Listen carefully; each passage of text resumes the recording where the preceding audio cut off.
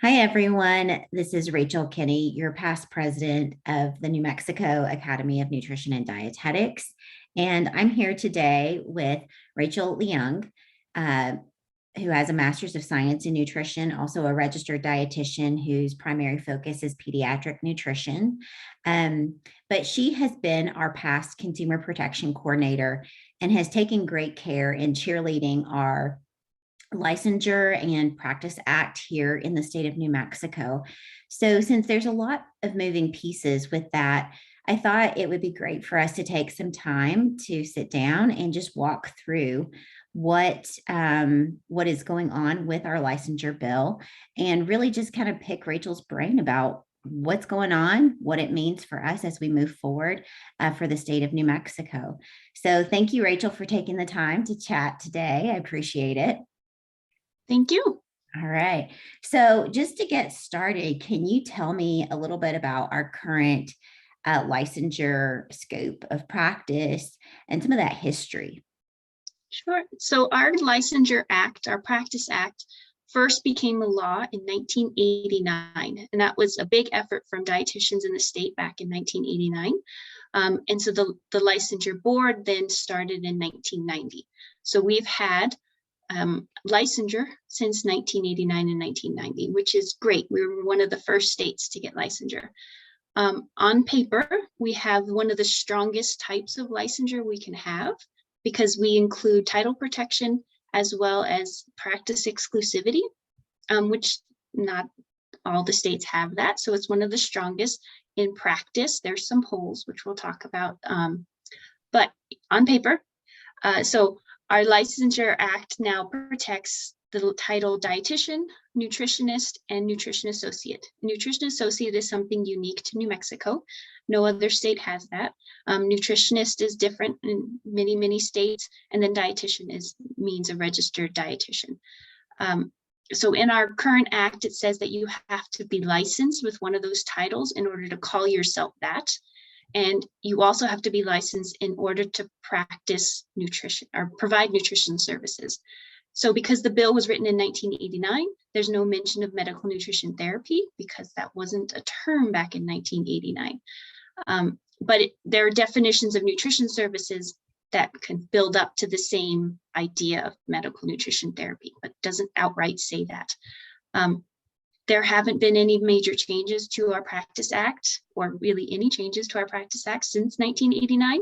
And as we all know, the practice of a nutritionist and a dietitian has changed over the decades. So our Practice Act it's great that we have it. It's on paper one of the strongest types. There are holes in it that we need to work on, and times have changed. So we hope to change our Practice Act to keep up with the times. Thank you for kind of walking through those components. So you said something really interesting. You said that our licensure scope really kind of dives into, I believe you said the title, practice titles, as well as the inclusivity. So those practice titles, again, were a nutritionist, nutrition associate, and dietitian, registered dietitian, correct? Okay, and then tell me a little bit more about the inclusivity. So it's called practice exclusivity because it's if you're not licensed, you can't practice whatever is being licensed. So you have to be a licensed dietitian, nutritionist, or nutrition associate to provide nutrition services as they're defined in the Practice Act. There are some exemptions, which can get really messy. Some of the ones that make sense are other healthcare professionals who have nutrition in their scope of practice. They can provide nutrition services, or somebody who works for the state or for the government or military who has nutritionist in their title, such as a WIC nutritionist, can provide services as part of their job and can call themselves a nutritionist within their job, but not outside of that job if they're not licensed as well. Medicine men, that's unique to New Mexico, is that they're excluded from our Practice Act, so they can provide some nutrition services if it's within their job or their duties of a medicine man. Where it gets a little sticky is excluded is people working at health food stores who want to talk about food or nutrition supplements. people who work at gyms who want to just talk about general nutrition information. So the way it's worded in our Practice Act right now might get a little confusing, and it's hard to see where the line is between what we now call medical nutrition therapy and general nutrition information. It gets a little bit muddy around that area. But we do have practice exclusivity, which is different from other states, whereas some states only have title protection, so anybody can provide nutrition services as long as they don't call themselves a dietitian or nutritionist. But here, you have to be licensed in order to call yourself that and to provide the services. Okay, great. Thanks for breaking that down. So I know that we're proposing some changes to this. So tell me more about what are the proposed changes to our licensure? So the proposed changes are based on what the Academy calls the Model Practice Act. And this Model Practice Act was something that was voted for in the Academy in 2018. So the idea of the Model Practice Act is that states have similar language within their practice acts so that dietitians and nutritionists can move across state lines and have the same type of licensure. So right now, if we were going to go to another state, we would have to dig deep into what that licensure in the state is in order to get licensed there. So it's to make it more similar across the United States, both for those of us who practice as well as for consumers to understand what's a dietitian, what's a nutritionist. So it starts there with that Model Practice Act. The big differences between the Model Practice Act and what we currently have is that the Model Practice Act includes medical nutrition therapy. So it includes definition of that, breaks it all down, all the steps of what we do. And it also includes definitions of general non-medical nutrition information. So that's what other people can do who aren't licensed. So that's a big plus to me. Our current Practice Act doesn't outright define our scope of practice as dietitians and nutritionists. It gets to the idea of nutrition services, but it doesn't have our scope of practice in it. So this would actually have our scope of practice in it. Another big difference is it would strengthen the qualifications of nutritionists. So right now in New Mexico, to be a nutritionist, it took language from 1989. It doesn't fit anymore. So to be a nutritionist in our state, we have to either have a master's degree in nutrition or be members of certain nutrition societies. Those nutrition organizations or societies have changed over the decades. So the qualifications to be in those groups are different. So as it is right now, somebody can be a member of one of those organizations, even as a student, and on paper would then qualify to be a nutritionist, a licensed nutritionist in our state. So we hope to strengthen the nutritionist qualifications by making it that nutritionists have to have a master's degree in nutrition. They have to have a supervised practice program, similar to what RD internship is, and they have to take the CNS exam. So they have to be a certified nutrition specialist to be a nutritionist in New Mexico and wherever the Model Practice Act is enacted. So those are the major changes. There's also some changes with the board, the way the board runs.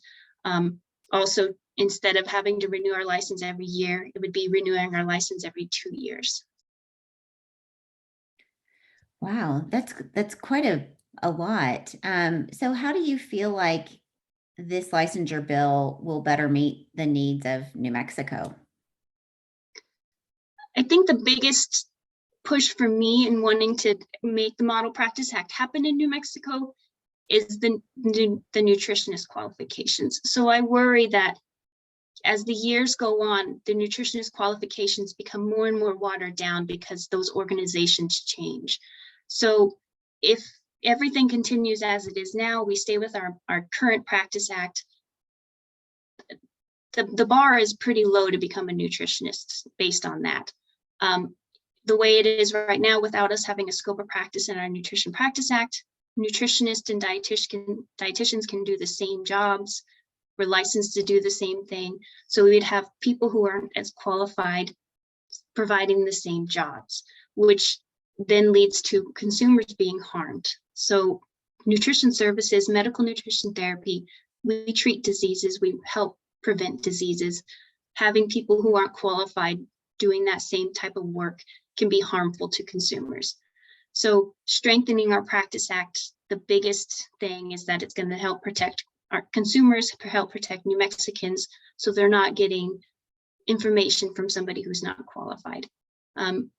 Besides that, helping the consumers and our New Mexicans here, it will be easier for us as dietitians and nutritionists to go to other states, to telework, to we would still have to be licensed in another state, but we would be the same qualifications. So we could be licensed here in New Mexico, licensed in other states, work remotely.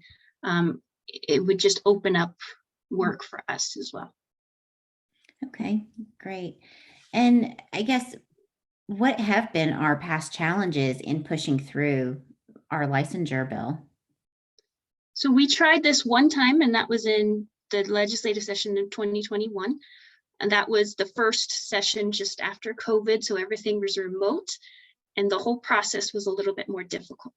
So the only thing that held us back was time. So we made it through all of the 3 out of the 4 committees. We made it through the House floor, and we got stuck in the last committee because of time. And that was really just nothing to do with our licensure. So there wasn't any opposition to our bill back then in 2021. But as the years go on and we push it and push it and push it more, that's when more people come out and oppose us. I think the 2021 was a good year because we flew a little under the radar because of post-COVID or in the middle of COVID. So we don't know what's coming up this year, but there's not a lot of opposition to our bill. Okay. Okay, good to know. So, I mean, for dietitians and other medical professionals in our state, I know before you kind of touched on why this is important to our consumers, but I guess why is this important to other medical professionals within our state and how we all practice to care for our community? So having strong nutrition services in the state helps all of us, helps consumers, helps dietitians, nutritionists, but it helps other healthcare professionals as well. So having strong licensure and being able to know that those of us that are licensed are qualified, are truly qualified, helps other health professionals refer to us. That helps them trust our judgment. It helps us in the once in lifetime times where people who are licensed are reported to the board for any kind of ethical issue or practice issue. It gives somewhere for other healthcare professionals to report that concern. So it just makes us stronger as a community, and it helps healthcare professionals trust us.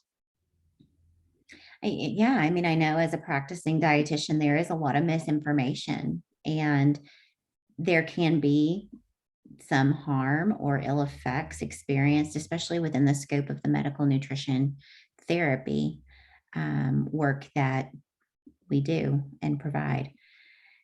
So certainly an interdisciplinary approach is the best, and something that in New Mexico we're constantly striving for. So tell me more about, the New Mexico Academy of Nutrition and Dietetics support for the licensure. I know that we've even hired a lobbyist. So tell me more about the role of the lobbyist and why this is something that, our dietetic, our state affiliate chose to support this so strongly. Sure. So back in 2021, when we tried putting this bill through the first time, so the New Mexico Academy of Nutrition and Dietetics, those of us on the board, we helped draft the bill with the help of the Academy. We took that bill to a lobbyist who we had hired back in 2021. She then took the bill that we drafted and sent it to other people to get their input. And those other people are the very important ones, like other legislators from the House and the Senate, as well as the Regulation and Licensing Department. So the lobbyist had connections to the Regulation and Licensing Department as well as legislators to get input on what would and would not work in this bill, what would hold them up from voting for this bill. So that drafting process took months in order to get all of these parties to agree on one bill to then send to the legislator. So that amount of work in itself, it was amazing to have a lobbyist to help guide us through all of that, because I don't know that we have the connections or could ever possibly have the connections that that lobbyist has. So drafting the bill, excellent to have the lobbyist. And then when the bill was finally introduced, legislators contacted the lobbyist with their concerns and their questions, and she then contacted us to get so that she could get an answer. That was COVID time again, so everything was remote.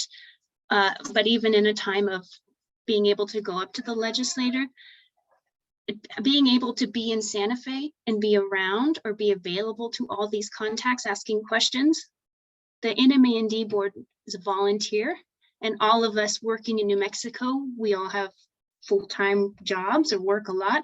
We couldn't have the amount of people up in Santa Fe that we need to have there to be available to legislators.